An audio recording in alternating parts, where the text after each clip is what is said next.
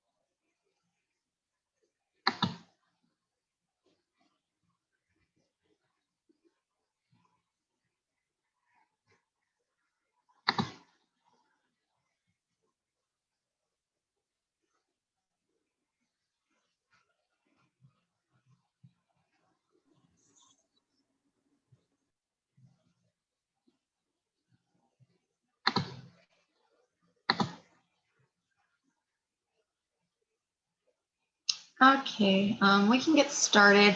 I did just post a little worksheet in the comments. It's just something, I'll talk about it during the scholarship workshop, but it's just something that will really help you when it comes to thinking about ideas, when it comes to your essay, truly understanding yourself, that kind of stuff. And then it helps you find other scholarships that you can be able to apply for outside of the PTK. So what we're gonna do today is I'm just gonna do the scholarship presentation that I do at UVU and that I've done for the region, so everyone gets a little bit background about scholarships. And then the second half of this is really just gonna be everyone starting to apply for their PTK scholarship, so that questions, as like you have questions that come up, you have a group of individuals who are surrounding you that can help answer any questions you have. And everyone can work at their own pace. It's kind of just a safe space to kind of think of ideas for the scholarship essay portion if you need help with that, or just questions you have about the service portion or the letter of recommendation, anything like that. And so I am going to share my screen with you guys, and I will start the presentation. Is everyone able to see my screen? Yes. Perfect. So to introduce myself, I'm Caitlin Frump. I am the regional president for the Rocky Mountain-Cascade region, and we do have another regional officer here. We have our vice president, Tiffany Thrift, and she's going to be here helping as well today. A little bit about me. I love everything to do with scholarships. I have won over $110,000 in scholarships myself, and all of them are from outside scholarships or scholarship applications at my school. Another thing that I do is I mentor students for applying for scholarships. I've helped about, I want to say 20 individuals with the PTK scholarship, and then I've helped about 20 individuals just who needed help with scholarships out in at their college, or someone who was trying to get back into school, those kinds of things. And I just love it. When I was younger, just coming out of high school, I did tons of research about scholarships. I talked to scholarship boards.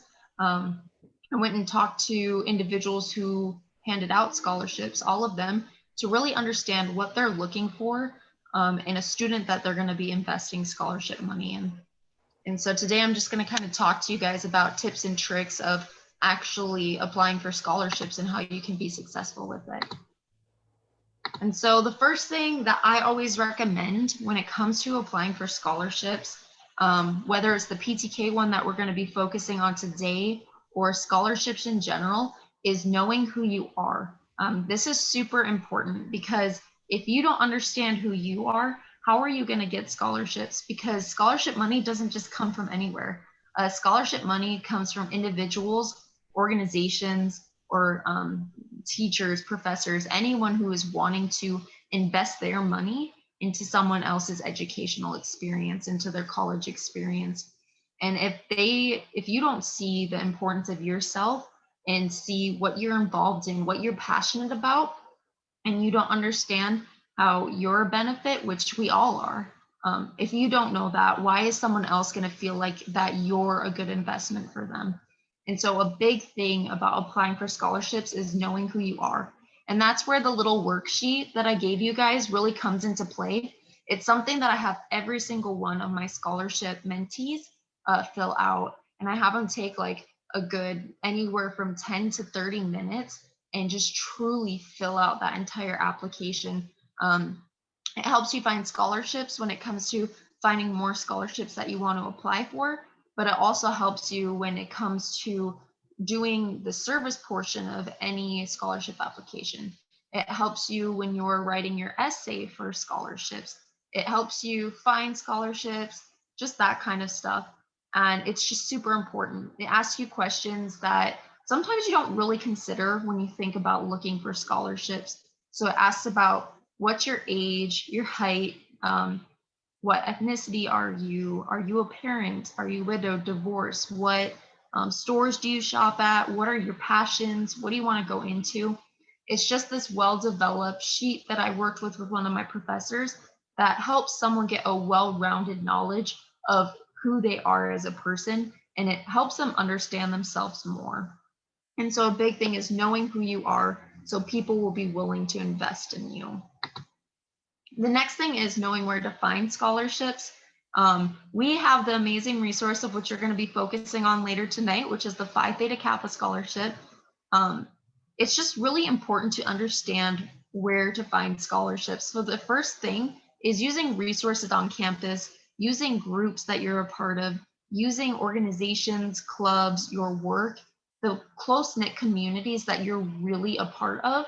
You want to focus on finding scholarships through them first. So like us, we're Phi Theta Kappa members, so those are scholarships that we can look for.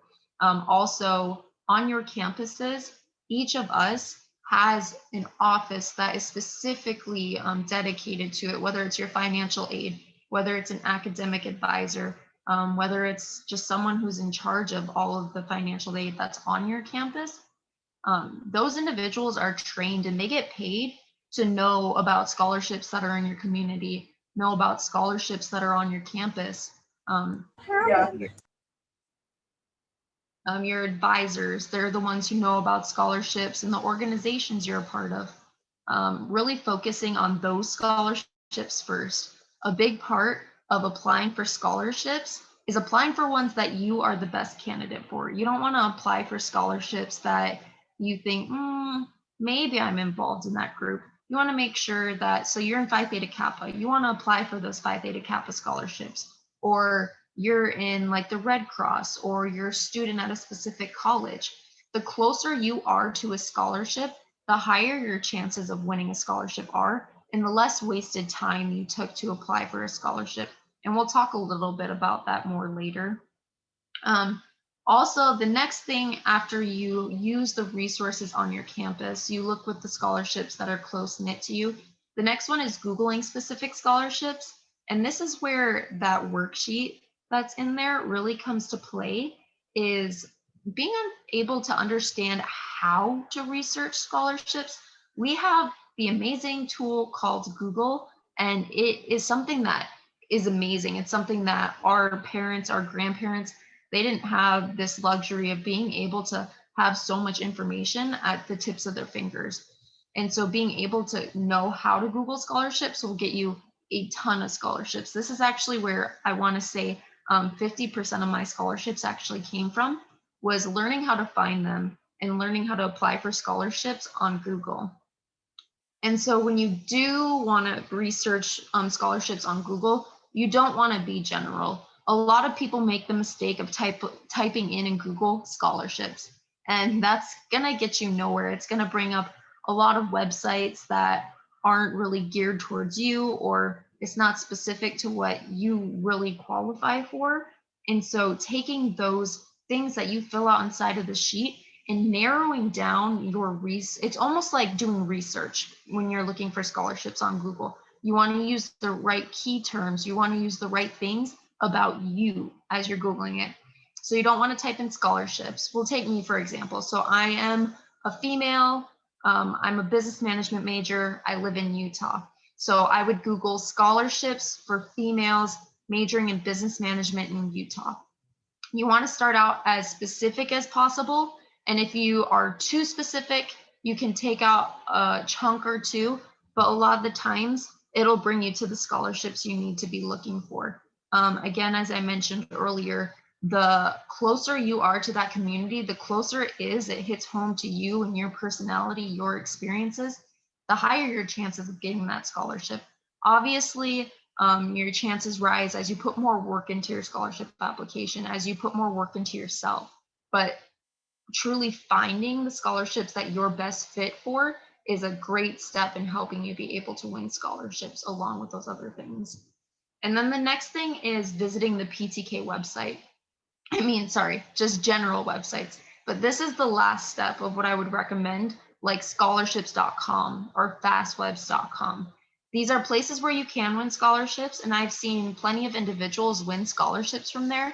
They're just usually a little bit more generic. They have a lot more competitors going into them. And so these are what you want to do if you've exhausted all of your resources. A tip with this, if you are using websites like that, is to create a different email account, because if you apply for these scholarships from websites like that, they will ask for your email address, and they do send out a lot of emails. And so you don't want that to be bogging down your personal email. So I personally set up a scholarship email for myself, where whenever I applied for a scholarship, I'd use that email. So all of my scholarship applications, all of the scholarship websites are all sending emails to that one email address instead of getting lost in my personal email address with all of my junk mail and all of my school stuff. And so that's a great way to go.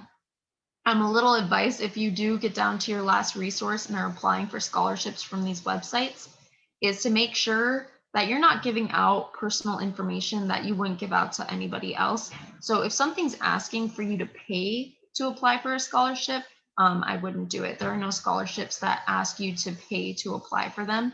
And then also, if it asks for your social security number, you need to be very careful. There are some scholarships that do ask for that. Like there's one in Oregon called the OSAC scholarship, and that one asks for your social security, but other ones do not ask for your social security. If it's a well-known one and it's asking for it, I would do your research and make sure it's a scholarship that asks for that.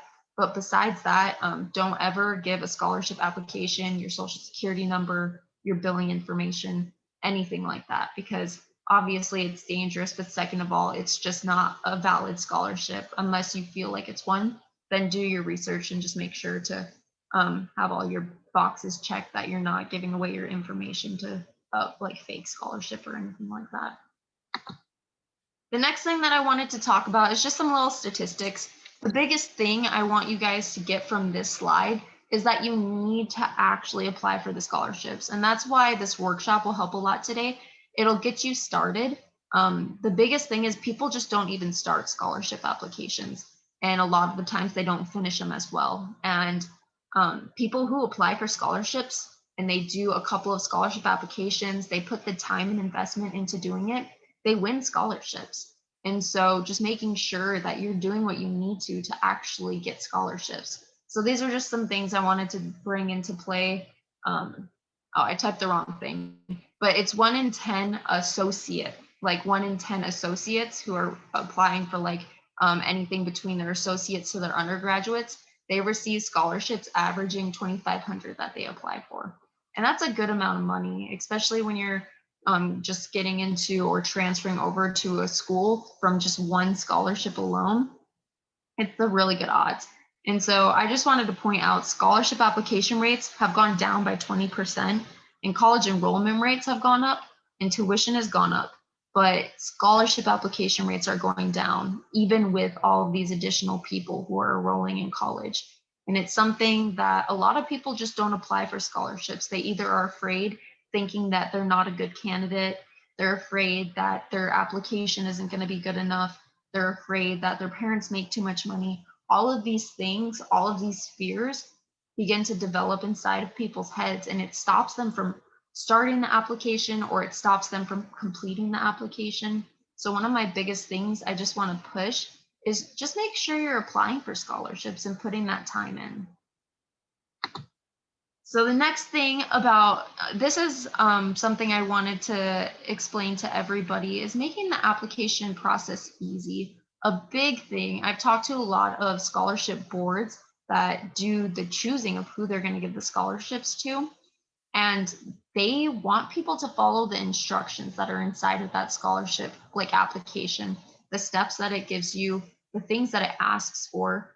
A lot of people don't follow them. They want, if they include that it needs to be like 12-point font, or it needs to have X amount of examples of how you've done service, they want you filling out every single thing to make sure that you're following the instructions. Each thing that you don't fill out or an instruction you don't follow is a point to a couple of points that they take off of your application when they're judging each of them. And when you're inside of like a scholarship application and you're one of the applicants, you want to get as many points as possible. You want to be that person that ends up getting the scholarship. And so one of the things is just following the steps that they do. So one of the things I had talked to them about, this example I have on the screen is one that they have a lot of issues with. And those are my old addresses, so you can't really stalk me or anything like that, just to let you know. But these show you a lot of the times some scholarship applications ask for a resume, and it'll specify what kind of resume they want. If they want one that shows your leadership skills or awards you've gotten, or they'll tell you if they want one of your job resumes. And so you just want to be careful about what you're submitting. If they ask for something, you just really need to listen to them. So if they're going to ask to see something where I've done my job experience, I send them something that's like on the right, where I show them the jobs I've been and the things I learned from those and the skills I learned. But if they're asking for something that shows your service experience, if they're asking for something that shows how you've been involved and wants to know how long you were involved in things, you'd send something over on the left side. So it's really just making sure that you look through those questions, those qualifications, everything like that at the beginning, and the set of guidelines they give you, so that you can really put yourself ahead inside of the scholarship application. The next thing, this is one that I wanted to just kind of help everybody out with when it comes to applying for multiple scholarships. So what I do when I'm with my clients is I recommend that they apply for 3 big scholarships each year, and then apply for as many small scholarships as possible. So the PTK scholarship, that's considered a big scholarship. There's huge amounts of money on the line. There are multiple scholarships that it applies you for in one go. So that's one that you would consider. The Horatio Alger, the Dell, the Jack Kent Cooke, which is actually inside of the PTK one, which is awesome. There's the Coca-Cola Scholars, the Geico, just like big scholarships that have long applications, take a lot of time and effort. You want to have 3 of those that you focus on and put a lot of your effort into, a lot of your time, get that essay perfected, get that letter of recommendation. And then you want to find as many small scholarships as you can. A lot of my scholarships, about $60,000 of my scholarships were all small scholarships. So like $500, $700, $1,000, that all just added up really quickly, because the more scholarships you apply for, the higher chances of getting them.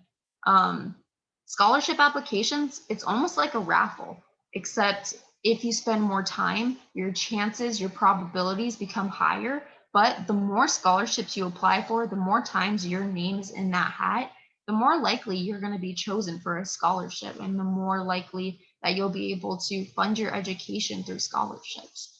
And so something that really helps me when it comes to applying for scholarships and applying for a lot of small ones at a time is saving the scholarship essays that I've written in the past.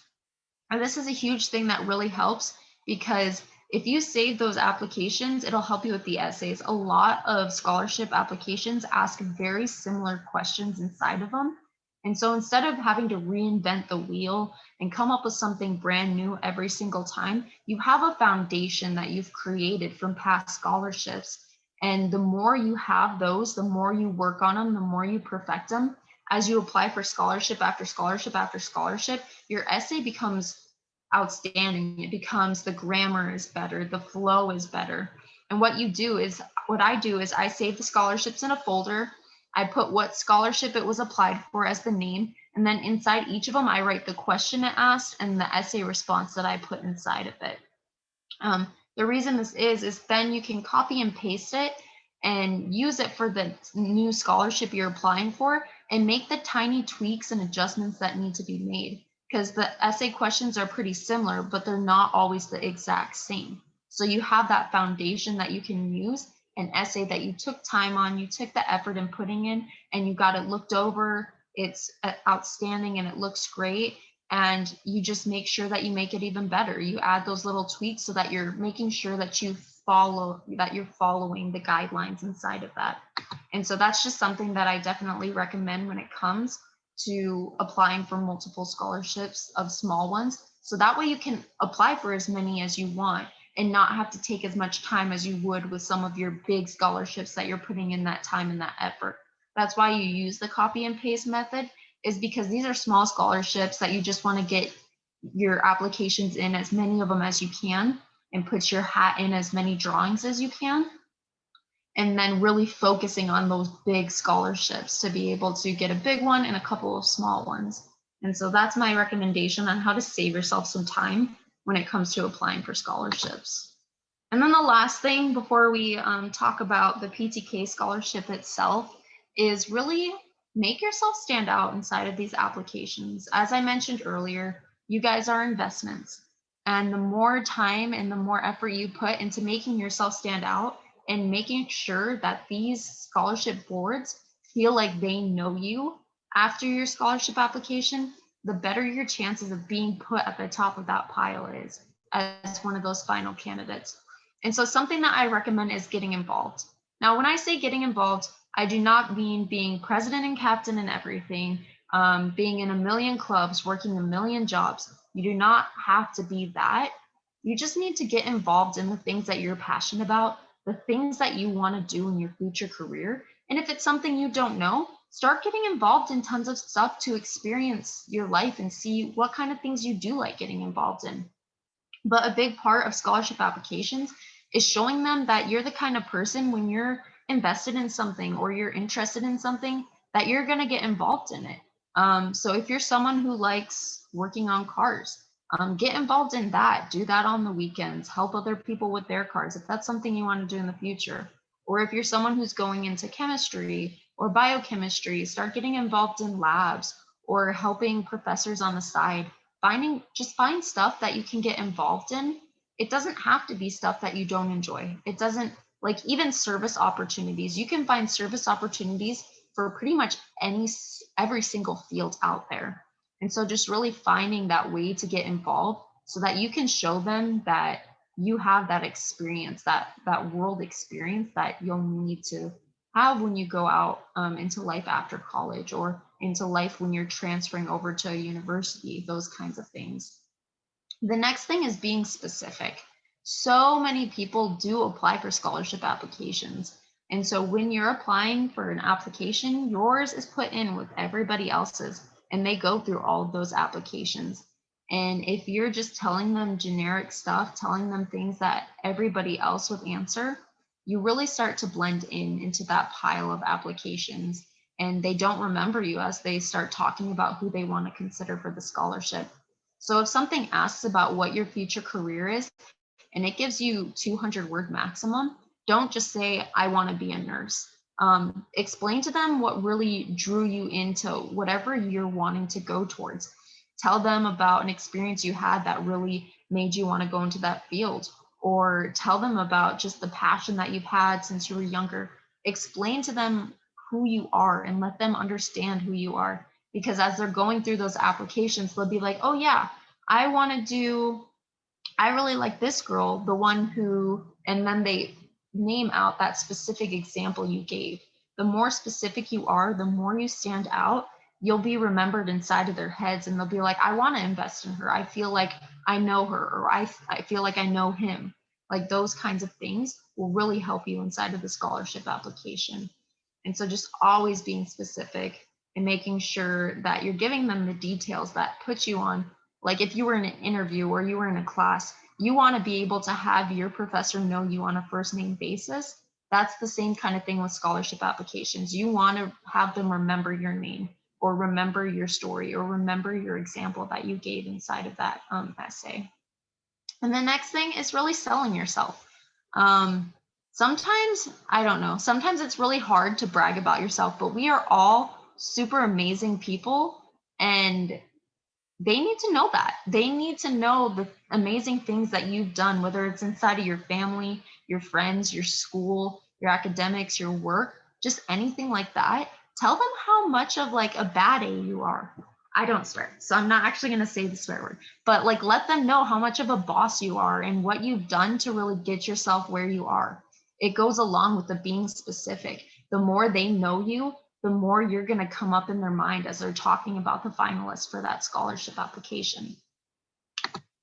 And then that's it for my presentation. So I will stop sharing the screen, but I just wanted to, before we answered questions about the PTK scholarship, I wanted to give some of my personal pointers and tricks about the Phi Theta Kappa scholarship that I've kind of just gained over the last few years as I've mentored students inside of the PTK scholarship. And one of the things, especially now, if you haven't started your PTK application, one thing I need each of you to do right now, which is the most important step, is reach out to that advisor that that advisor or someone who is going to be writing your letter of recommendation, and get to them right now and ask them about it. It's super important that you give them enough time to write that stellar letter of recommendation that you deserve. If they don't have enough time, they aren't going to be able to write that well-deserved letter in the way that it needs to be portrayed. And so just always giving, whenever you need a letter of recommendation, always making sure that you give that individual enough time to be able to write one that truly represents you and shows off the amazing person that you are and how they see you inside of your eyes. And so that's just something that I really recommend. The next thing is about the service portion. Inside of the PTK scholarship, there is a section that asks for your service opportunities. A tip that I want to share with each of you is really more for going forward. It'll help with this as well as you start to recollect the things that you've done, is always keeping track of the service projects that you've done, whether it's like a planned service project or just like some kind of service that you do for family members, for neighbors, anything like that. I recommend kind of just keeping tabs of it inside of like a Google sheet or something like that, because there are a lot of scholarships that ask for your service experience. But as time moves on, you slowly forget the important details that come along with service projects that you've done or things that you've been involved with. So if you have it in this Google sheet, you don't have to try and think of, oh, when did I do this? How long was it? How many people did we help? If you have that list in front of you, it really helps you inside of it. It saves you some time. So what I have is I have a Google sheet. I have a kind of tabs at the top. One of them is what was I involved in? What was the date? How long was it? And then a description of what it was. And then I kind of put what organization we did it through, who we helped, and then kind of the qualitative and quantitative things like how many people did we help? what was this for? Why were we doing it? And by having that sheet, it helps me anytime I apply for the PTK scholarship or I apply for something else. It helps you have that at hand and not have to try and think of those details. And it'll help you save time in that application so you can focus more on your essay or you can focus more on other portions of the scholarship. And so that's just a recommendation I have there as well. And then when it comes to the essay, this is my last big recommendation I have. It's the steps after that your essay is completed. So first, I would recommend always reading the instructions. Obviously, make sure that you're following it, but write it in a like in an essay format. Don't try to like do something different or weird. Make sure they really want to see that you know how to like structure an essay and make it so they are able to follow along. So you write it where you have your introduction, you have your points, you have your conclusion. So that way throughout the whole essay, they really understand where you're going and that there's a really sequence flow to it. But once you have that done, this is the steps that I always have. I'd say do the 3. What it is you have friends, family, and a professor or a writing lab look over your essay. How this helps you is your family and friends, both of them know you. Your family has known you since forever, and your friends know who you are currently. And so by having those two read through your essay, they can give you information on how to personalize it more, how to make you stand out. They can give you ideas of things that you might not have thought in your head or examples of things that you've been involved in, those small minimal details that can be added to really make you stand out and have them remember you in their mind. And so having those two look over it will be able to help you add those specific details. And then by having a professor, an English professor, the writing lab, either of those look over your scholarship your scholarship essay, they help you with the grammar, they help you with the structure, they help you with the professionality of it. And so they can really help with those points because the PTK scholarship application, that board, they do grade you on your spelling and your grammar. And I think it's about 5 points that they have towards that inside of the scholarship application. And so you want to make sure that that's stellar as well. And so making sure that you give yourself enough time during the scholarship application so you know that you can have time to have those individuals look at your scholarship before you put that final submission in and before you click that button to submit your application. And so those are the big tips and tricks I have for the PTK scholarship. And so now this next portion is really just you guys asking any questions you have about the PTK scholarship, and then really just I'll be here.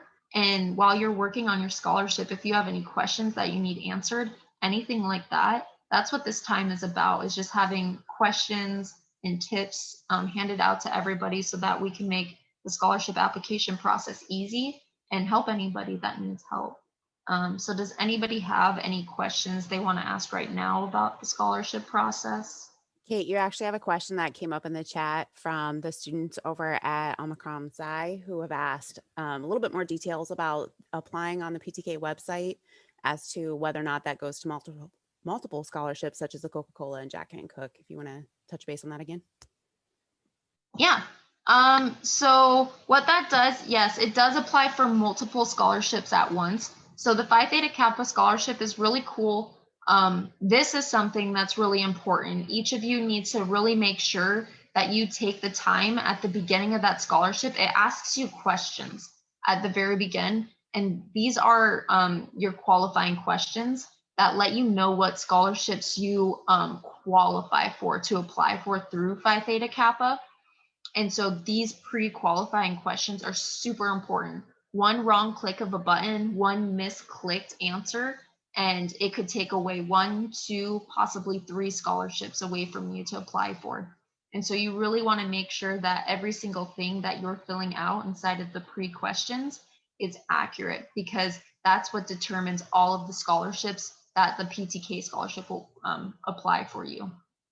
And at the top of your application, so at the very, very top, there's a percentage. It lets you know about what percentage of your application you've completed. Right below that, has the names of the scholarships that it's going to be submitting you for. Did that answer your question a little bit?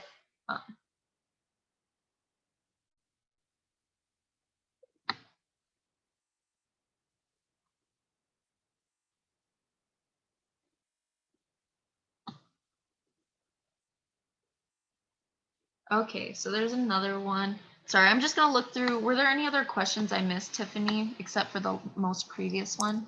The one from Danielle is the most recent. I was able to address all the others. So, Okay, perfect. Thank you. Mhm. Okay, so Danielle said, I'm an older student and I just went back to school in the spring. How far back should we list our service projects? So the thing with that is, I believe on the PTK one, it does give you a limit of how many service activities or opportunities you've had that you can put in that application. And so you really want to prioritize. If you feel like one from further back is one that you think was most important to you, that you made the biggest difference in, that you really connected with, and you guys did something that was really beneficial, definitely use it. I use stuff from back in high school, and it works really well. The whole thing is that you want to show them what you're passionate about. So if you were involved in something further back, um, anywhere from like up to 10 years ago or more, just let them know that, like, hey, I know this is an older experience, but we made a huge difference in this. This is something I'm super passionate about. Um, and a lot of the times they don't care that it was a long time ago. They understand, especially if you put somewhere inside of your application about like your journey, like if it asks about why you're doing this or why you're doing that, if you have that in your application, then they look at your service opportunities and they're like, okay, this makes sense why she's giving me things that are from back in this state. And so just really prioritizing whatever like service activities you've done. Make sure that you do that, and it'll really help you stand out. It doesn't matter how far back it was. And then again, I've only recently started attending school again. Do you have recommendations on how to approach professors that you've only had one class with for recommendations? Yeah. So what I do when it comes to that is I go and talk to the professor, and you have to be vulnerable. It's a big part of like the college experience, and you have to go up to them and say, hey, I know I've only had you for one semester, but this is my situation. Explain to them like that you haven't been in school for a long time and that this is where you're at and how important these scholarships will be for you to continue your school education. And then because this professor probably doesn't know you the best, I really, whenever I ask someone that doesn't know me very well, provide them with information about you. When you give them the information of what that needs to be in the letter of recommendation, give them tons of information about yourself so that they can use that to put inside. Like even with my PTK advisor who knows me like none other, she was back from a year ago. I gave her a whole list of things that I was involved in, everything that I've done, because sometimes things slip people's minds. So whether it's someone that doesn't know you very well or even someone that does, be able to provide them some information that you think is really important about you, that you would want someone to know, and then they'll be able to take it and put it in their own words of how they see that as worth and value. It really helps inside of that process. And so there is that big part of vulnerability though, and it is scary. I had to do that once with a professor, and I sat in the back of the classroom like really like pacing back and forth, scared to go and talk to her. And it's just something that it's it's very intimidating to go up to a professor and ask them to do something for you, especially if you feel like they don't know you very well. But that vulnerability, being able to go up there and tell them your situation and ask them, that's the biggest thing, is really just letting them know who you are. Okay. Okay, if you're an officer, is there a place you can put that on the scholarship? How do they know if you don't? I don't see any place on my profile that says if I'm an officer. Would that just be included in your service experience? Um, I believe inside, from what I've seen before, there's a portion that asks if you are an officer. So maybe look over the questions again. If not, I can help you on the side, Beth. but I believe that there is a portion inside of the scholarship application that asks, because I remember when I filled it out, I put about my regional officer experience. And so I believe that there is a portion, but if not, like you can even add a little bit in the beginning of your essay or inside of your like service experiences. You can sneak it in there about how when I was blah blah blah officer, and then they'll get like the picture of, yeah, Tiffany. Only because I had it open because I was getting my other stuff set up, like the where I live, all that kind of fun stuff.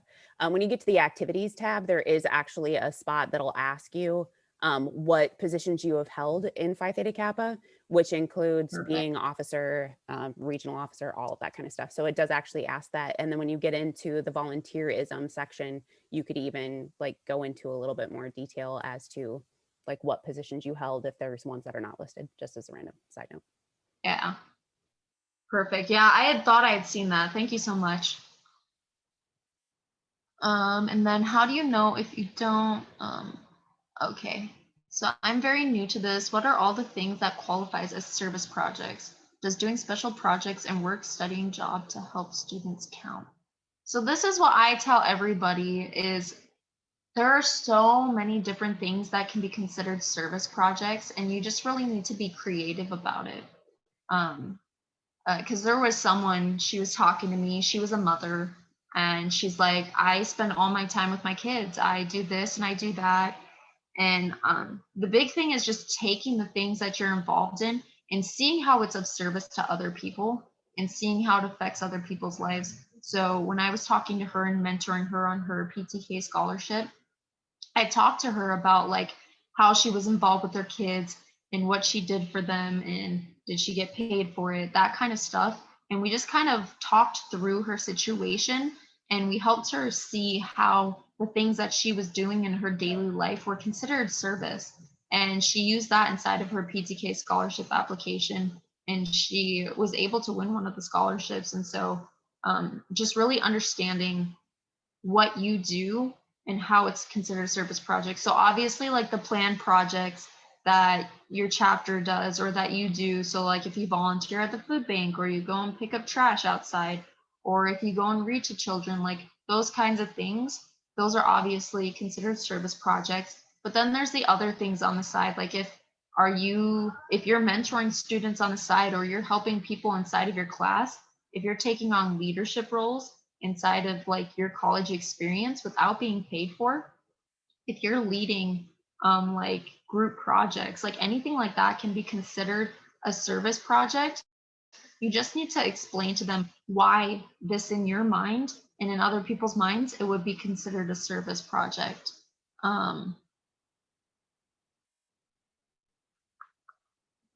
So just doing special projects or work study job to help students count.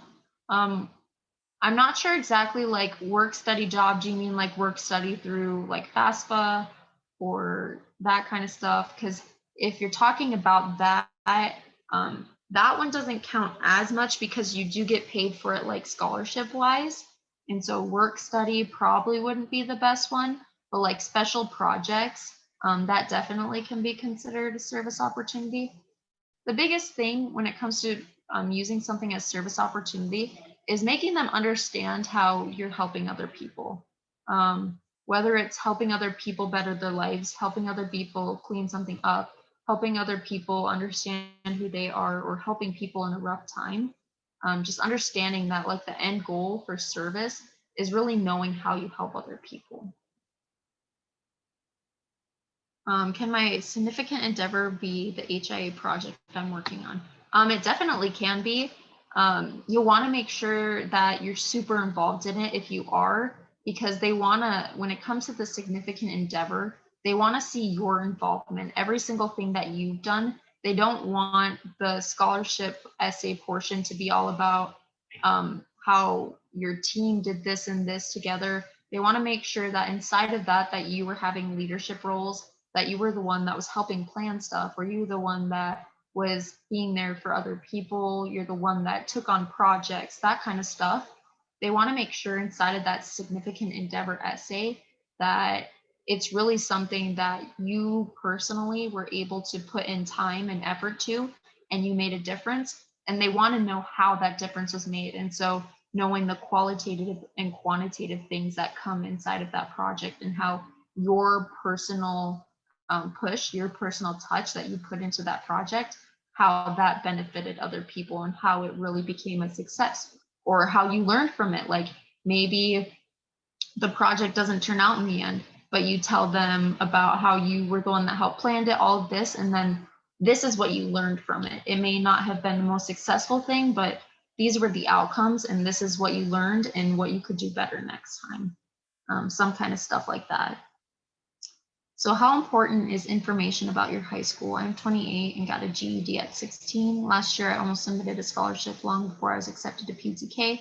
And at the end, they needed high school GED transcripts, and I did not have that prepared. So one place you can get them is the college, because I think a lot of the times they have that on file. And so that's where I ended up getting mine from my university when they needed it. But when it comes to that, for the PTK scholarship, high school is not that important. They will not ask for your GED or your transcript. If you have endeavors that you've done or projects that you've done in high school, and those are like your most recent things, like we were talking about earlier, then it does become a little bit more important, the things that you've done inside of high school. And so just really understanding kind of where you stand, like what you've done now compared to what you did then. If there's something you feel like was a big successful thing, then I definitely include anything from high school. But like I said, the PTK scholarship application doesn't ask for like your transcripts from then. I took a mentorship program during high school where we mentored kids in a class. Would that be something I could include for our service? Yep, that is something that is really good and will really stand out. It's something that really shows that you were part of something, and whenever they think of mentorship programs, they understand the work that goes into them, the different skills and traits that you learn inside of them. And so that's definitely something that you could use inside of your service opportunities or your service projects that you've done. Can my significant endeavor essay be a time when a classmate asked me to cheat off of my final to pass the class? If I ran for an officer position but had to withdraw from that because of my emotional health, is there a place to put on the application? So when it comes to your significant endeavor essay being about that, I mean, in the end, ultimately, these are just all my personal opinions. I'm obviously not a professional. I'm not someone who's going to be grading or doing the rubrics for the scholarship applications, but I probably would steer away from that. While that is something that's amazing, it's not exactly what they're looking for inside of the PTK scholarship application. They're really looking for some kind of experience, some kind of project, or something that you've been involved in that was able to teach you lessons and be able to help other people along the way, and to see how your mind, your ideas can help more than just like a small group of people, on how you were able to really rise above and learn from stuff. I mean, from that example, you definitely learned, but it's not something that I would recommend for the significant endeavor. Like someone mentioned earlier, HIA and college projects are great things to use for your significant endeavor, programs you started, organizations that you've helped really develop. So like if you're part of a club or an organization that kind of was falling apart, and you were there to be able to like really support and grow that organization, that's something that's amazing. If you were part of some program or organization that has helped in your community and you've been able to have leadership skills inside of it, like those kinds of things. Obviously there's more, but it's more geared towards like the qualitative and quantitative things that happen inside of the projects that you do. And so when you try to think of the qualitative and quantitative of the cheating example, there's just not much that you can put inside of there. Let's see.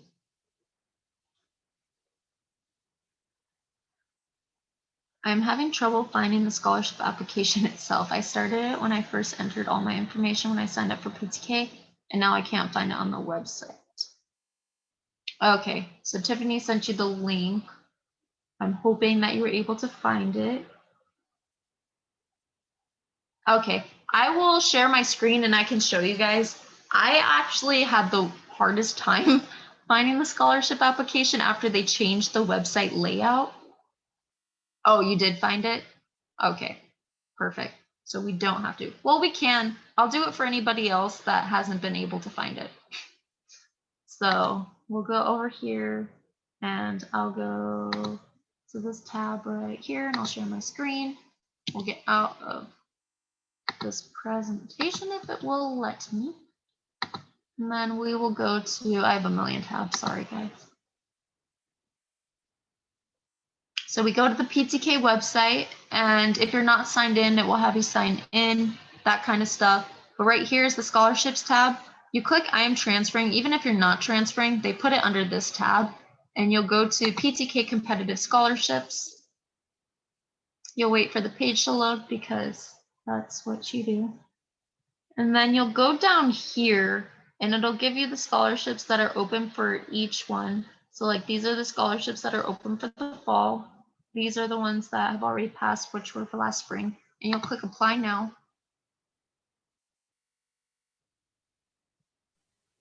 Kate, I'm not sure if you can see it while you're sharing screen, but you have another question in the chat. Danielle's asked, based on what you're talking about, would starting your own business endeavor count as a significant endeavor? Yes, it would. That's actually, so when I applied for PTK scholarships, that's what my significant endeavor scholarship was about, was a business that I was beginning to create and where I was in the process and that kind of stuff. And that is a really good topic to be able to use for your significant endeavor. So when you get on the web page, it'll, if you haven't started the application, it'll look a little bit different. But I started it. I'm not actually applying, but I did this so I could do the scholarship presentation for the UVU chapter. And so it'll let you know how many things you have left inside of each section. And so right now it's saying I completed eligibility because I wanted to be able to show people what it looked like afterwards. But it shows you in each of these categories how many questions you have remaining. And my little thing is in the way. But like whenever you want to work on one of the sections, you'll click go and it'll bring you to them. And when you're up here and you're applying for them, it will show you how much overall the percentage you have completed of it. And so right here is where I was talking about. I clicked lots of random buttons and got it so that I'd qualify for almost all of the scholarships so I could show people what it would look like. But up here, it will show you the scholarship applications that you're going to be applying for. Inside of this, there is one scholarship this semester where if you qualify for it, it does ask for a different, like an additional survey. It's called the Ogendorf. And it's one that asks if you've gone through something that was really trying or you've had unexpected difficulties within this last year. And so it will ask about like kind of what caused this, when it happened, and then it asks for an additional essay that's 200 words. But besides that one, all of the other scholarships become uploaded and you're submitted for them once you submit this application. But that's how you get to the PTK website. That's how you get to the scholarship application. And that's kind of a little brief overview of what it looks like. Okay, so should meeting word count be pretty precise, or is I say 190 out of 200 okay if you feel answered the question well? Yeah, 190 out of 200 is fine. You don't always have to use the max word, so you don't have to use 200, but you also don't want to be at like 134 or something like that, because again, being specific means that you need to have more details in there, and so you're going to have to use more words. Some of the times you'll be fighting to be under the like maximum. That's how it happens a lot of the time, especially when you're precise and you're detailed. You won't be worrying about being under, you'll be worrying about being over and trying to figure out how you can condense what you've said into a smaller amount of words. And so that's a big thing that I've had to focus on with a lot of people, is figuring out how to have their scholarship essays be in the word count that it's wanting. But yeah, 190 is fine. Even 180, if you can do it in 180 is fine. just making sure that you're being specific. That's the biggest part, is not worrying too much about that word count, but letting yourself stand out inside of that answer that you gave to them is probably the biggest thing when it comes to essays. But yeah.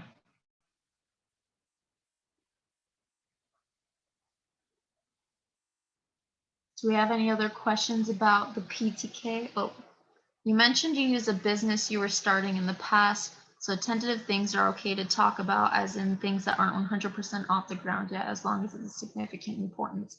That's correct. You want to make sure that there are portions of it that have been completed, because you need to have those quantitative and qualitative things. They want to see that you've already had the processes that have been part of it. And so like when I did mine, it wasn't completely finished. It was something that was in the works and it was near completion, but there were still steps that needed to be done. And so you talk about the things that have been completed. You want to focus on that more than where it's going. Like you do want to show them the big picture of where it's going to be, but the biggest thing is showing them the work that's been put into it and the time and effort, the leadership that's had occurred. And then you can, once you have really focused on that and shared those important details, then you can tell them, and this is what I have left to do. This is where it's going to be going, and it helps them get the big picture, but really focusing on the things that you have done. And then if there's enough room, telling them where it's going to go from there.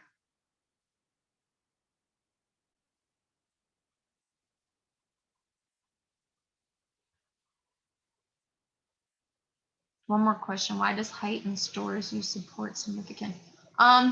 So those things are more for, I do this scholarship presentation for people who are looking for scholarships. And so the beginning half was more towards helping you really understand how to find scholarships. If you're done with your PTK application and you're looking for more scholarships to apply for. And so those ones really help you. There are like specific scholarships where stores you shop at, they offer scholarships for people who shop at their stores. And so I've won a couple of scholarships through those. Like I've won scholarships from Kohl's, I've won scholarships from McDonald's.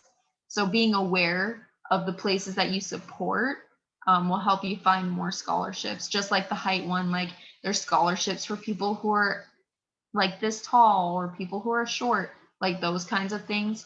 And so those were more aimed towards like once you're done with the PTK scholarship and you want to apply for more, it's helping you be more, finding more scholarships that you qualify for. When it comes to that, I do want to encourage everybody to apply for scholarships, no matter what. Just personal experience of mine is the more you focus on applying for scholarships and the more money you start receiving, the more time you can dedicate to your college experience and the less time you have to spend working trying to fund your college experience. So when I first started college, right before that year, I started at SUU. I had to drop out because I was there for a full ride scholarship for cross country and I absolutely hated running in college. So I lost all of my scholarship money. After that, I was working 3 jobs to try and get myself ahead to be able to pay for my education. And once I got my feet on the ground and I got into UVU, I started learning more about scholarship applications and applying for scholarships. And once I started getting scholarships, the money first goes towards your tuition, but then afterwards, anything left over gets sent over to you in a check, and you can use that to pay for your housing. You can use that for food, for transportation, for school books, anything like that. And the less money you have to the less time you have to work to make money to pay for college, that's time saved that you can get involved on campus. That's time saved that you can focus more on your studies and improve your GPA and your learning. Like those kinds of things. By applying for more scholarships and getting more scholarship money, you allow yourself to be able to focus more on your college career. And then your future scholarships start looking better because you're involved more, your grades are improving, those kinds of things. And it becomes a cycle of you become a better candidate because you won one scholarship, you were able to spend less time at work, get more involved. Those kinds of things. And so from my personal stance, I've seen what it's like to have to work super hard and have multiple jobs to afford going to college. And by applying for scholarships, it helps really lighten your load and make you be able to have that college experience that everybody craves for. You mentioned earlier that the significant endeavor needed to show that you had leadership experience. Could the mentorship program I was involved in, where I had to do what the teacher wanted me to do with a specific student, but within that decide what to do, work for that? For example, I helped a student who didn't want to leave my side. I was upset because she couldn't draw a star. Um, I'm just trying to think. When it comes to it, you'll want to read inside of the significant endeavor, the instructions that it gives you, and really contemplate and look at it and see if that's something that fits inside of it, because it does ask for those qualitative and quantitative. If that's the route you want to go, it does show leadership experience, especially because, yes, you were under the umbrella of someone else, but inside of that, you were given leeway to have your own leadership development and design how you wanted to go about mentoring students. It allows that leadership, but you have to understand and know where those quantitative and qualitative aspects inside of it lie, because you will have to bring those into that application and explain like how many students you were able to help, prove somehow that this was able to help the student, like those kinds of things, showing like from the beginning when you started mentoring to the end of where you were done with the student, of how that student grew and where they improved, like those kinds of things. If that's something you feel like you have, I don't want to use this word, but like have enough evidence for that it's something that you were able to achieve and something that was able to build you, then it's definitely something you could use. It's just really making a list and looking at it and seeing, is this something I have enough evidence, I have enough experience, and I meet the qualifications of what this essay is asking about. Let me pull it up. Yeah, especially what Tiffany said, that's a really good resource to use. Let's see.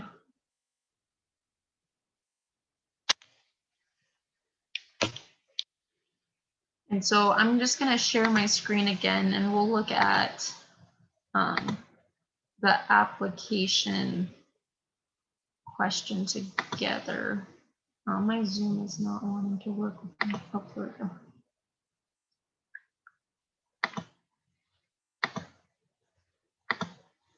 Okay, so inside of the scholarship application, this is the part where it asks about your significant endeavor essay. And it says, so it wants to know at the beginning of the top, it asks, what is the focus of your endeavor? And define your outreach audience. And so obviously, what exactly was the thing that you accomplished or the thing that you did? And then who were the people that you were wanting to affect, or who are the people that you affected within this significant endeavor? And then this is more information about what it's looking for. So it says, what is a significant endeavor essay, which is what Tiffany sent you guys. And that's the portion that really tells you more about what a significant endeavor could entail. And then it just says, describe a time that you identified a significant need and took lead to create a meaningful solution that impacted your community, society, or school. What was the need or problem? And how did you create the solution, and how did you involve others? And then it says, describe the steps you took to arrive at a solution, who was involved in this project, the impact data and numbers that quantify your outcome, and how you applied academic or intellectual skills to endeavor. And then it says this endeavor could involve an intellectual challenge, research problem, ethical dilemma, barrier, or something that impacted you personally. It may be rooted in communities, service learning, research, the arts, journalism, advocacy, public affairs, and etc. Judges consider originality, initiative, degree of difficulty, results, and benefits to society. And then it says limit your essay to one specific endeavor. Do not include web links or photos in the text box. And so that's what it specifically asks for. And then as you see, there's the piece that Tiffany shared with you guys where that link is headed to. And so the big portion about that is just making sure that you follow the instructions, that you include something that really includes that significant endeavor, and it has each of those steps of what you did, who it involved, how it affected people, what other people were involved, those kinds of things. And so like for your example with the mentor, you would want to let them know that like it was under an umbrella of individuals. We had the person who was at top, and then we had the mentors who were below, that kind of stuff. And so hopefully that helped a little bit. Just really, it's like, you know how everyone has like their own different views, that kind of stuff. So like in religions, they use the Bible and they live by the Bible. You want to use that outline inside of the PTK website as like your Bible for the scholarship application. Like you want to make sure that you follow every single thing inside of that. Because as I said, the judging individuals will look at each of those and they want to make sure that you're following and including every single one of those inside of your scholarship application.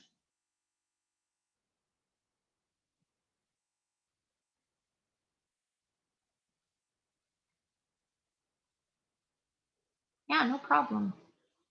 Are there any other questions about the scholarship application, about the essay, the letter of recommendation?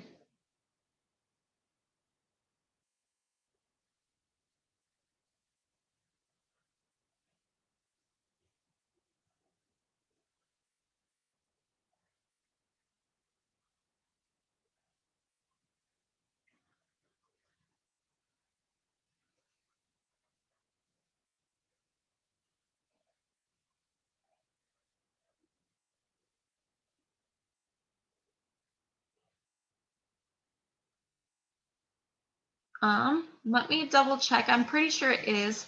I'm going to pull up the scholarship application one more time on my end so I don't give any false information. So letter of recommendation upload. The letter of recommendation gives judges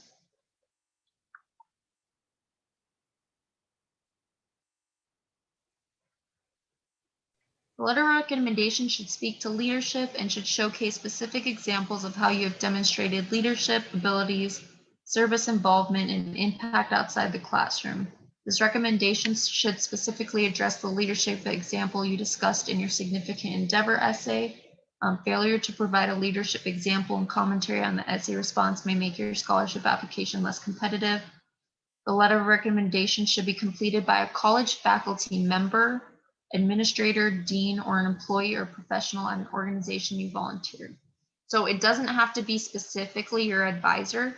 It can be someone who is, as it said, a college faculty member, administrator, dean, or employer or professional at an organization you have volunteered.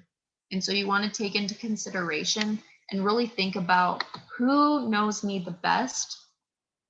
And so really kind of thinking about the individuals who are inside of your life, who you've been involved with, and picking the best candidate to write a letter. So picking someone that you know will be able to speak to you and talk about the things you've done. And then when you do ask them about that letter of recommendation, have an idea of what your significant endeavor is going to be, because you do have to let them know about it because they need to touch upon it inside of that letter of recommendation. And so sharing, at least having an idea of what it is and telling them about what you're going to be writing about so that they can touch upon it inside of that letter of recommendation, because it is in the instructions that that needs to be in there.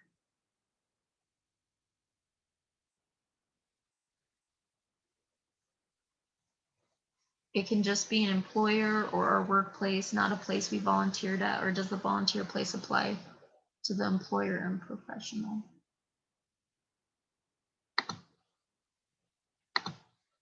Sorry, I'm just looking at it to make sure I don't answer you guys wrong. So like it word for word, it says it can be or an employer or professional at an organization you have volunteered. And so it does have to be like a place that you've volunteered at, not like your personal employer. So it does have to be something like that. I think a big portion that they just want to make sure doesn't enter into it is the pay, because if you ask your employer, a lot of the times they become afraid about what they write in the letter of recommendation, and they're afraid it'll affect like your work environment, that kind of stuff. And so I believe that's why they want it from someone from the college or someone who works at a place that you volunteered. So if like you volunteered somewhere for a couple of years, multiple times over and over again, that's a good place to go. But based on what I'm looking at for that letter of recommendation, you can't have like just a general employer, like the person you work for, do the letter of recommendation. It has to be from a place that you volunteered at. So if I write about my business, would using someone who reps my business or who I've worked with a lot be a good option for a recommendation letter?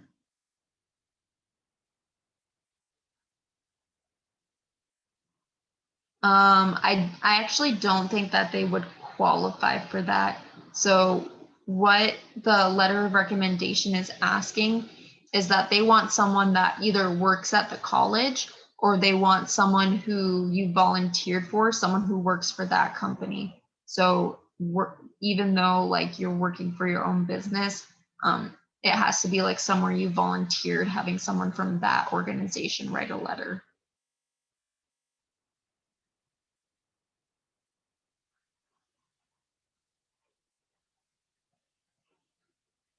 I'm a little worried. I think my extracurricular activities that are kind of in the realm of volunteering aren't significant enough and were halted due to the pandemic.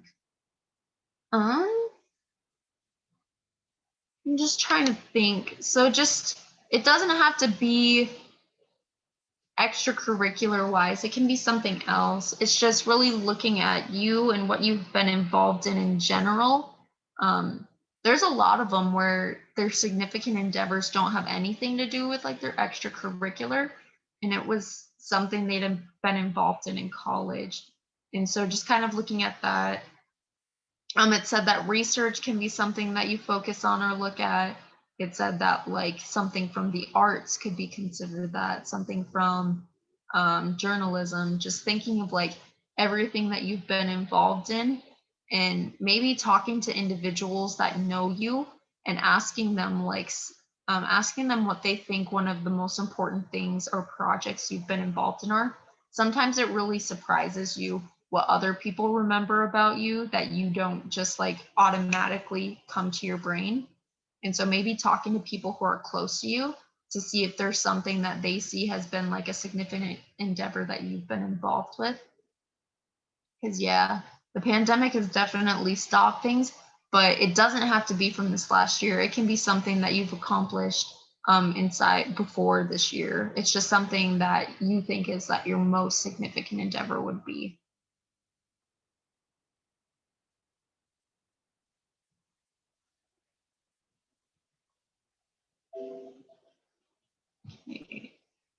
Ah, where did Zoom go? Sorry. My computer told me it was dying and then it disappeared.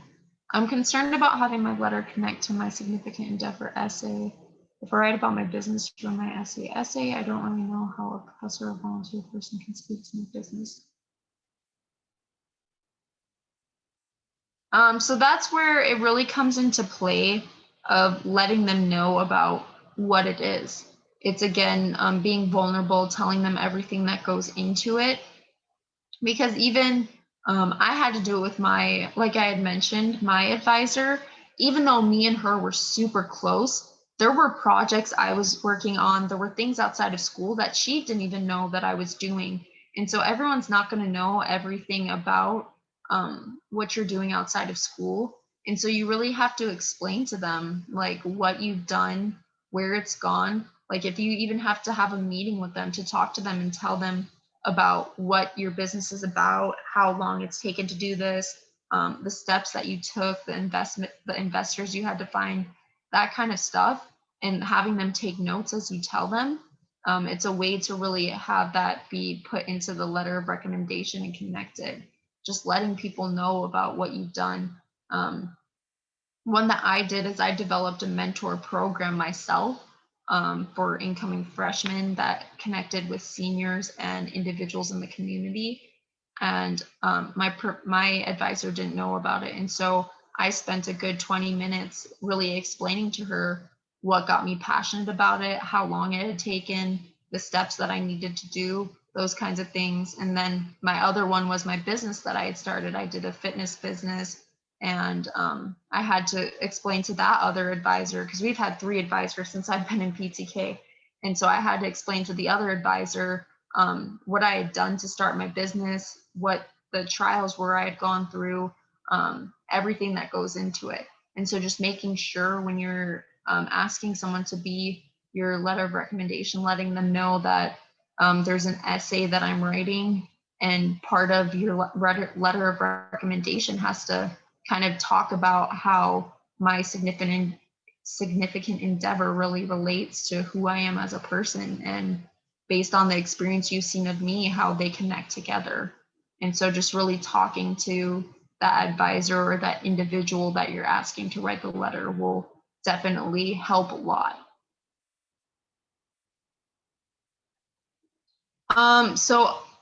Something from research is like research that you did and you kind of did an action. It's like the honors in action is, it looks like what they're kind of getting towards inside of that. I'm just pulling it up again because it was just giving like examples of what it could be about.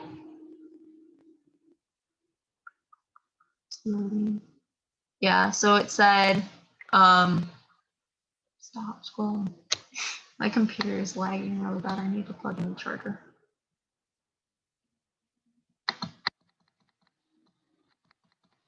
Okay, so it says it may be rooted in community service learning, research, the arts, journalism, advocacy, public affairs, etc. So it doesn't go into too much detail. That's where it really comes into play for you to understand what you're wanting to do your essay on. But like based on the qualifications and the rubric of what it asks for you inside of the significant endeavor essay, if you've done research, like a research project, or you've done like personal primary research on your own that had the effects of other people being involved, that it was able to affect other people, that there was leadership opportunity available inside of it, those kinds of things, if you're able to justify that the research you've done fits into that endeavor scholarship essay, then it's something that you could look into. Sorry, give me 1 second. I have to find my charger. My computer is about to die.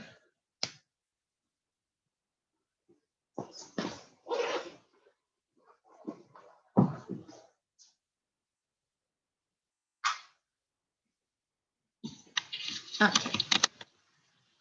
Can we talk a little more about being vulnerable? What is encouraged to open up about and what is not?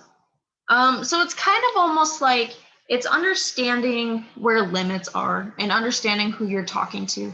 So like if you're talking to your mom, you're going to be more vulnerable with her than you would someone who's in a professional circumstance, like your boss, your advisor, those kinds of things. So let's say, I'm just trying to think of an example, just being vulnerable. So like, you know how like there's the professor and student relationship. A lot of the times the professors don't know what's going on in a student's life or the things that they're involved in. So when I was talking about being vulnerable, it's about going and sharing to them about what you're doing and what you're wanting to do with your scholarship application. And so sharing to them what you do outside of school, sharing to them that kind of stuff. You don't want to get too personal with details that they don't need to know, that kind of stuff.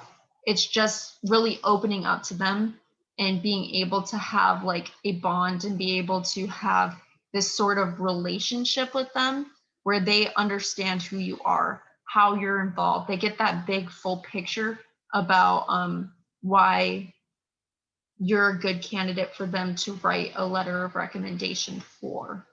It's really vouching for yourself is like the big thing when it comes to this vulnerability I'm talking about. Does that help a little bit?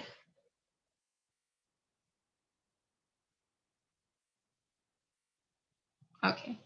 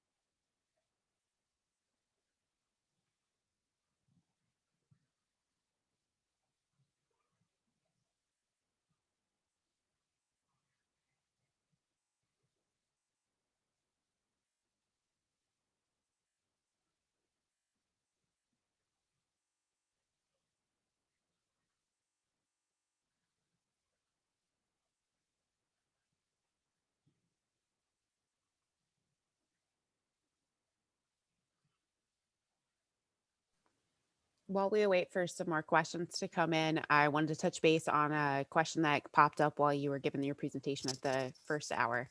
One of the things that was asked was regarding sharing the recording as well as the slides and your Word doc.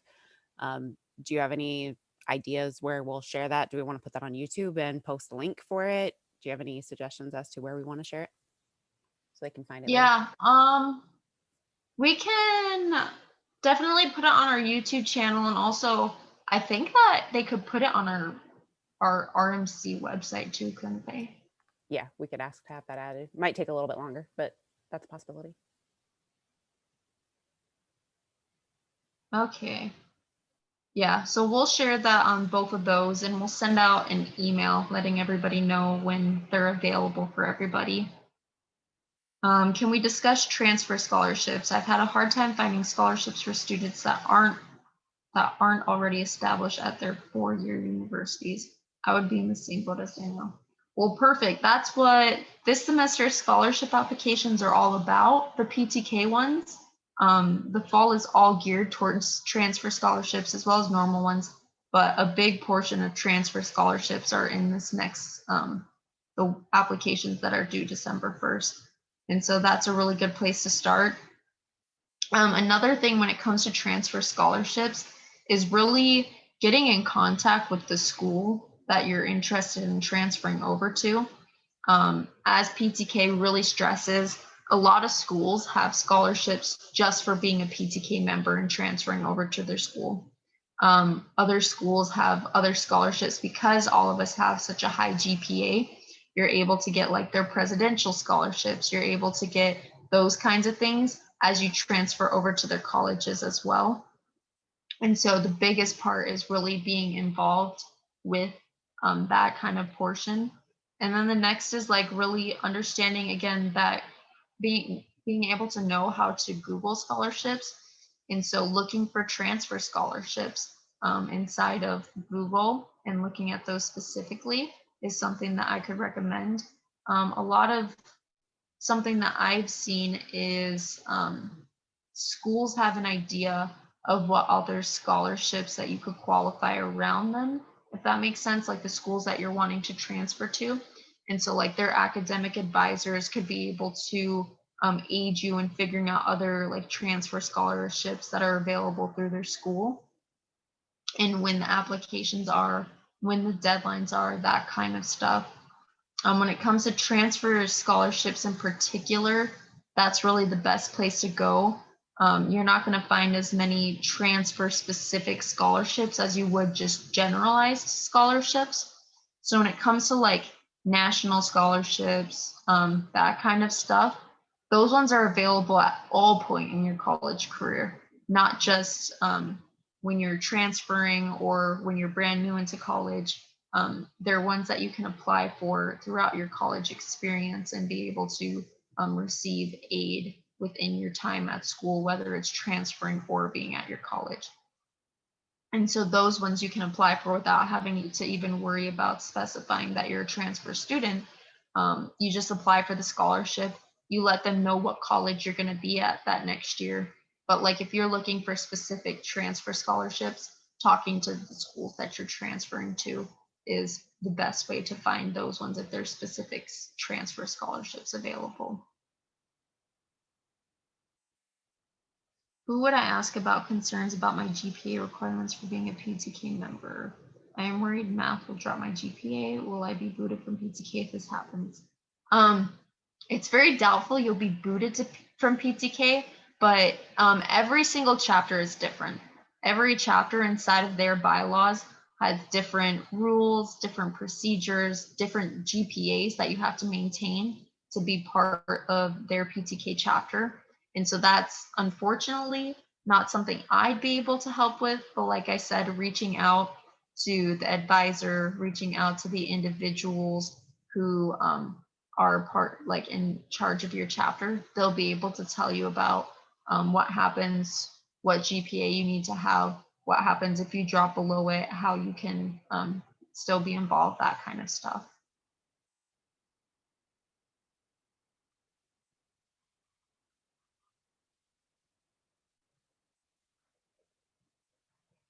Mhm.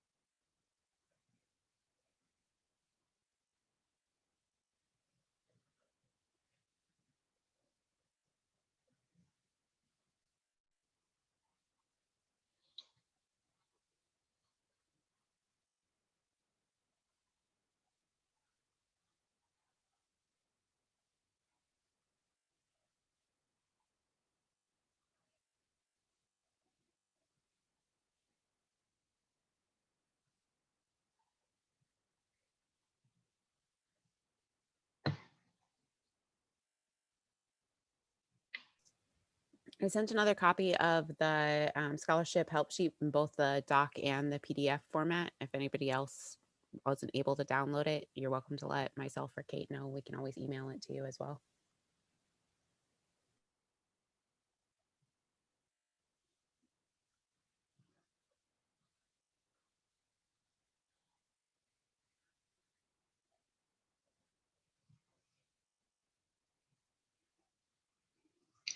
What would happen if teachers are unable to write recommendation letter by December due date? Then you'll need to find somebody else to write your letter of recommendation. As I mentioned at our fall conference, this is the first year that PTK has ever had the deadline of the scholarship application be in December. It actually used to be in the middle of October, near the end of October, actually. And so having it this late in the year, I don't see them extending the deadline. Usually they do extend it a little bit, but because they have pushed it back so far, I don't believe that they're going to be extending it. So if you ask a professor and they say that that's just not something that they can do within that timeline, reach out to somebody else and figure it, like just try keep figuring out who you can have do a letter of recommendation. I mean, if there's a professor that's a little iffy about it because of the time, ask them if there's anything that you could do to make it easier for them to write the letter of recommendation. If it's someone you think could really write a strong one for you. If not, definitely try and find somebody else. That's really the only thing you can do. Because at this point, I don't foresee the scholarship application deadline being extended.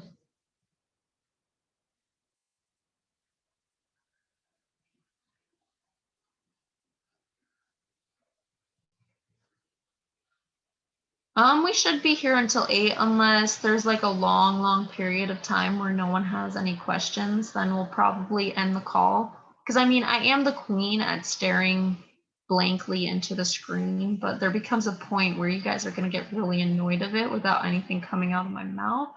So if anyone doesn't have any questions for like probably like 5 or 10 minutes straight, then we'll probably end it early. But yeah.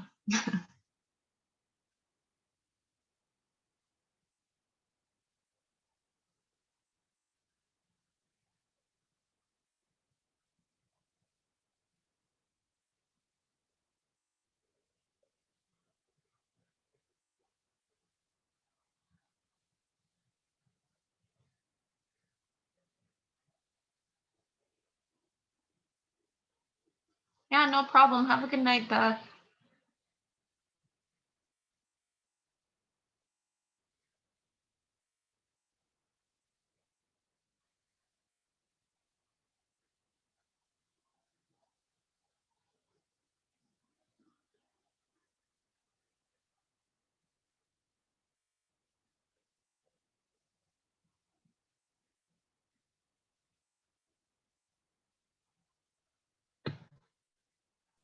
I feel like I need to play some Jeopardy music or something for everyone.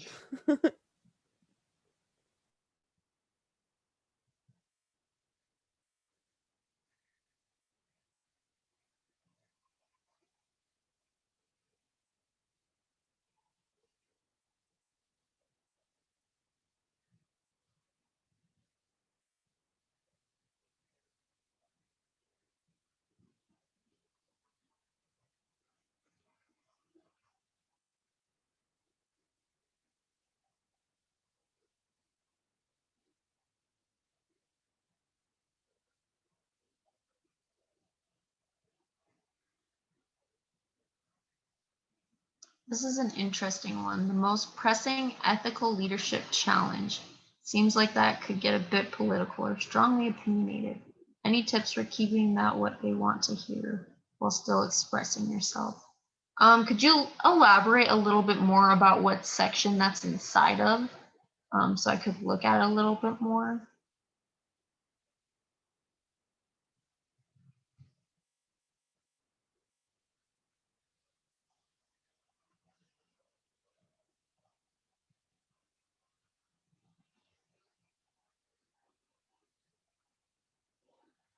Okay,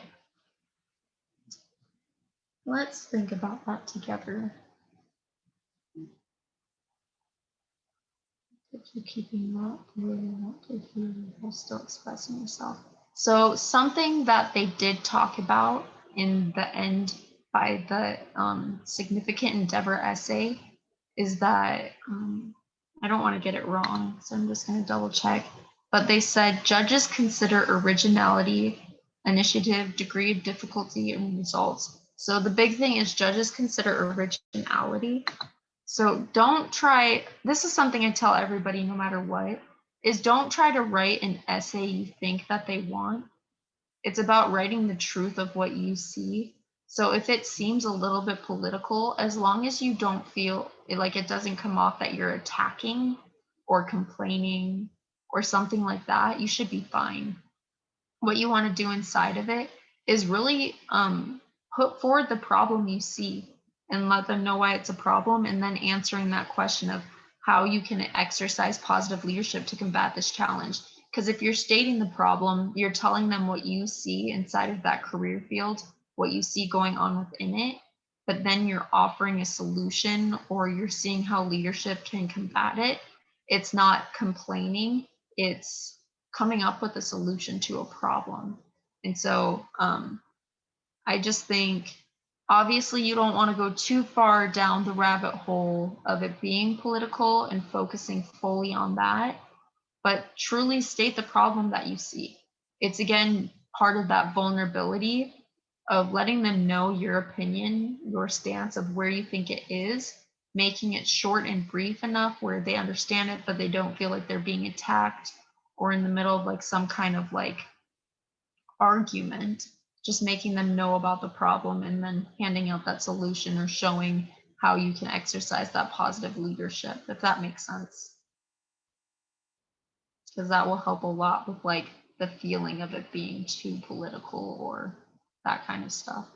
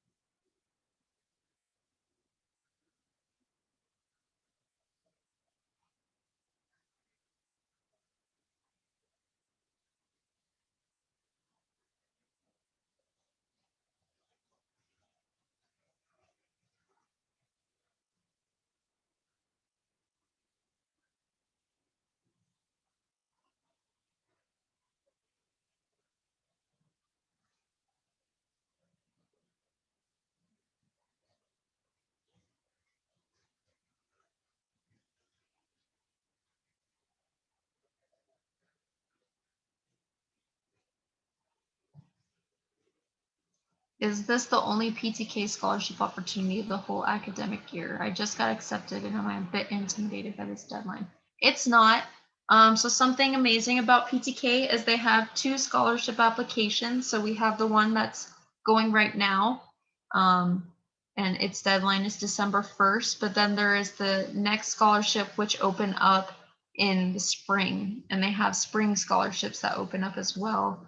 Let me double check. I don't think they have the deadline for those yet, but applications are open year round. And so I believe that they should be opening up around probably, I think it's anywhere from February, March-ish. And then the deadline's probably somewhere in May. Don't quote me on that. It could be different.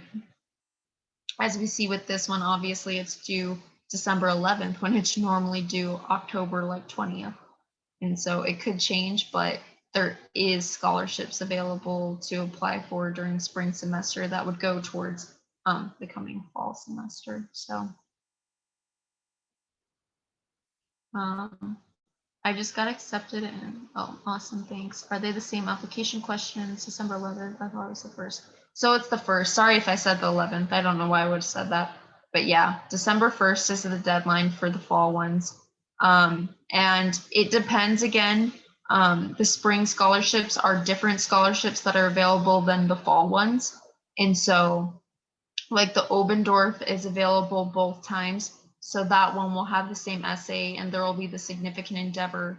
But if there's another scholarship that you qualify for within there, there could possibly be another essay for that one, like the Obendorf, but it's dependent on the scholarships that you qualify for. But that significant endeavor one will be inside of there.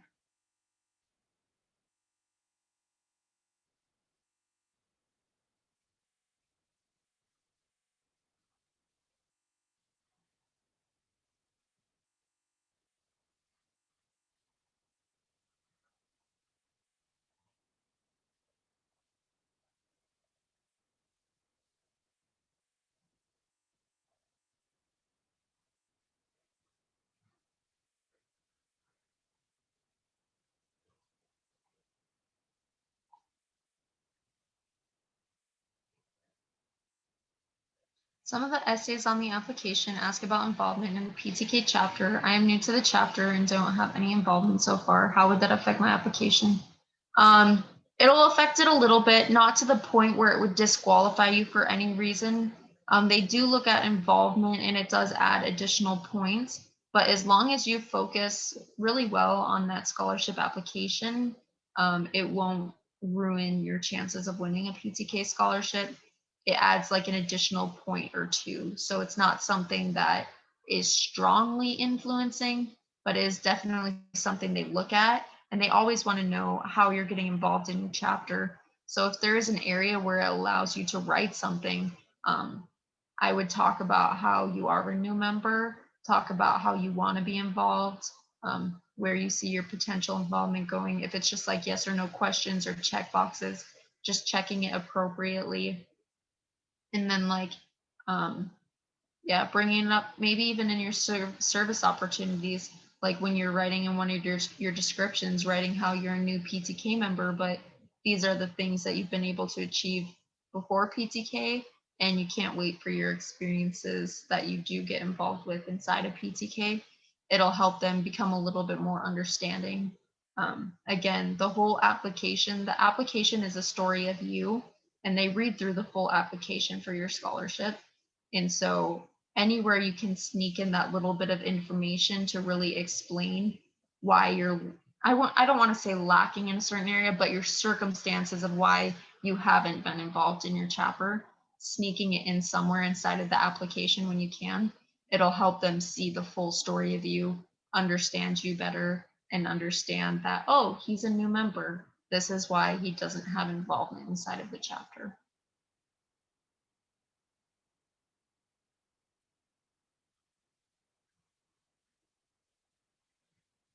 There's actually a drop down in here that'll actually ask you if you're a brand new member, which will help kind of speak to that as well, which I thought was kind of cool. It's under the activities drop down, the very first question, just for reference. I've been playing with mine while we're talking, so ignore my random outbursts.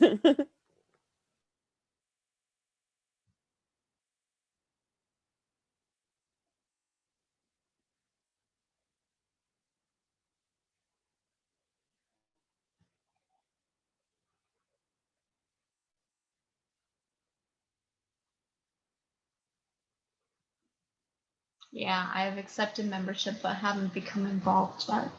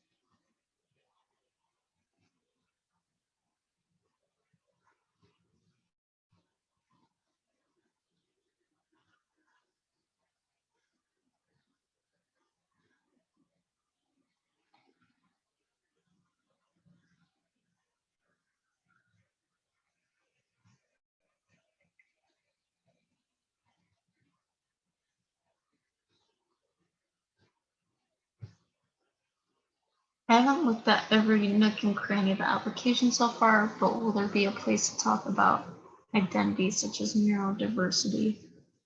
That is a good question. Let me look at something real quick.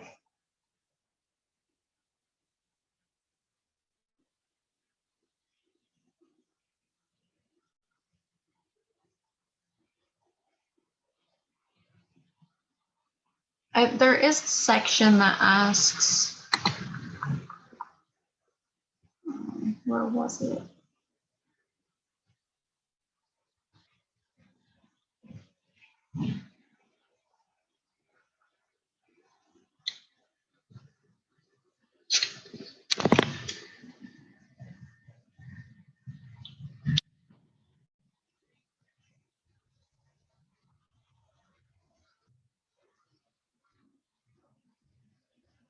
So there's this section right here. There's not a part that like specifically asks about that, but there's a special circumstances. It says if there are any special circumstances or information about yourself not elicited anywhere else in the application that you would like Phi Theta Kappa to be aware of, provide a brief description of it here. And so that would be a great part of the application to provide that in if that's something that you want to put inside of there.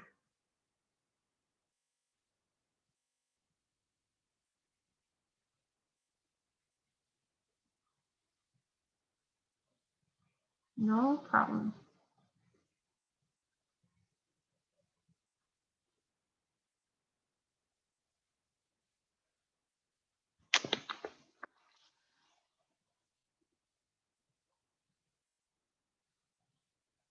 Okay, if I'm getting a short story published, is there a place to put that in the application? You know,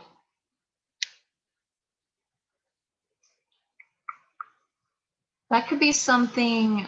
I'm just looking at the activities section right now.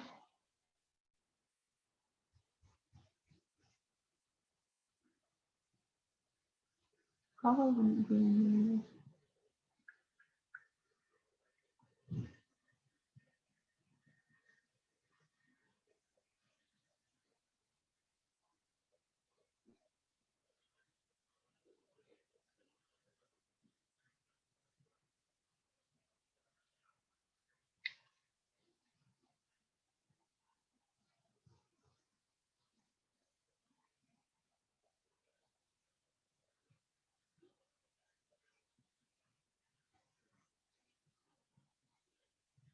there. Mhm.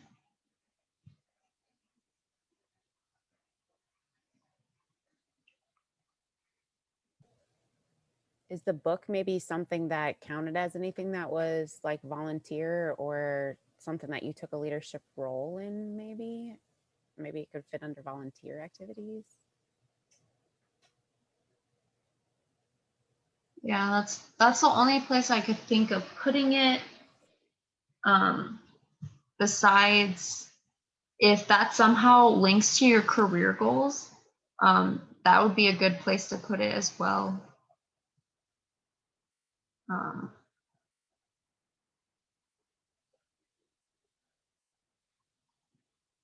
or if it links to, there's always the who you are is intricately linked to past experience about who you've known. Thinking about your life and your experience, explain what motivates you to succeed and who you are now. If that book has something like anything to do with that, you could bring it up in that portion as well. Besides that, those are really the only two places, what Tiffany had asked, or the two questions I brought up. If it is linked anywhere with like your career or that kind of stuff, it could be pushed in those two spots. Yeah, no problem. Thank you guys for tuning in. Hopefully it was helpful. You got some good tips and you guys were able to get your scholarship application started. Now the big part is completing it. Don't forget that part.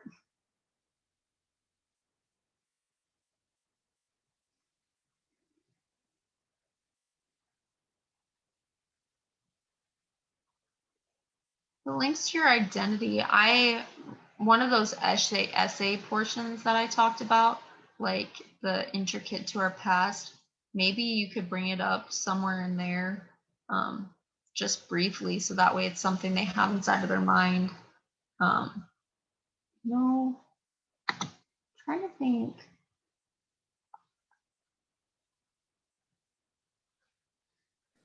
That might be a special circumstance depending upon like how it links the identity, I think. Yeah, that's true. I'm just quickly scrolling through the application. Maybe it'll be an activity.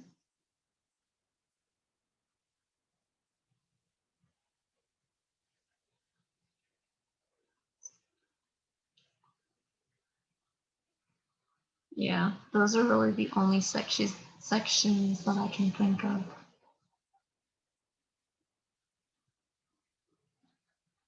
I think the best one is that one that talks about like the intricate, like how we are involved with like the future and the past and how that really connects to your life. That would be a good place to throw it in there somewhere.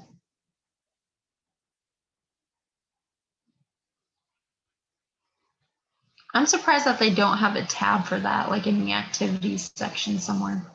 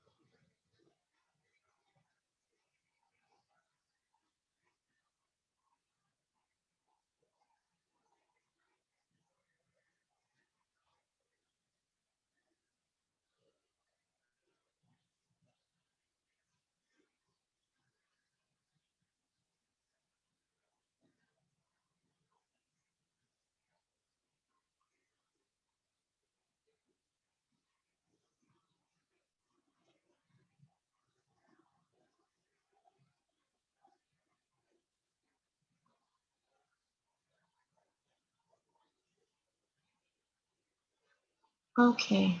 Is there anyone who has any last minute questions? My sleepy head is gonna go to bed if you don't. On average, what is the chance of winning a scholarship if you are a new member and have few involvements? Honestly, the biggest thing with the Phi Theta Kappa scholarship is how much time you put into the scholarship application and how much detail you put into showing them how good of an investment you are. You don't have to be the most involved member, and you don't have to have the most involvements out of people out there. You just really need to show them how this money is going to help you, how amazing you are. And that's really the biggest thing. I have seen people from like chapters that really don't even exist. They don't know anything about their chapter, not really anything about PTK, and they've won scholarships. Like last year, we had 3 individuals from chapters in Utah who won big national Phi Theta Kappa scholarships, and no one even knew them. No one had ever talked to them. So one of them was from a college that their chapter isn't really involved or active. And so you don't have to be the most participating member or the oldest member out there. It's all about that application and making sure that your essay is wonderful, that you're really showing them who you are and how amazing you are. That's really the biggest thing. Um, so that's what I'd have to say about that is the chances aren't based on your involvement in PTK. Being involved is great and it gives you more experiences to put in your service section. It gives you more experience to talk about inside of your essays, but it's not the biggest thing. The biggest thing is showing them why you are a good investment.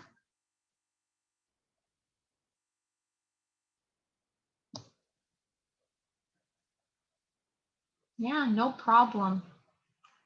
Thank you so much for everyone for coming and for you guys for sticking out the whole time. It means you guys were working on your scholarship application. So I'm super proud of you, which is amazing. You've accomplished the first step. And like I said to the chapter that left, just make sure that you complete it now. That's the second biggest step about it, starting it and completing it.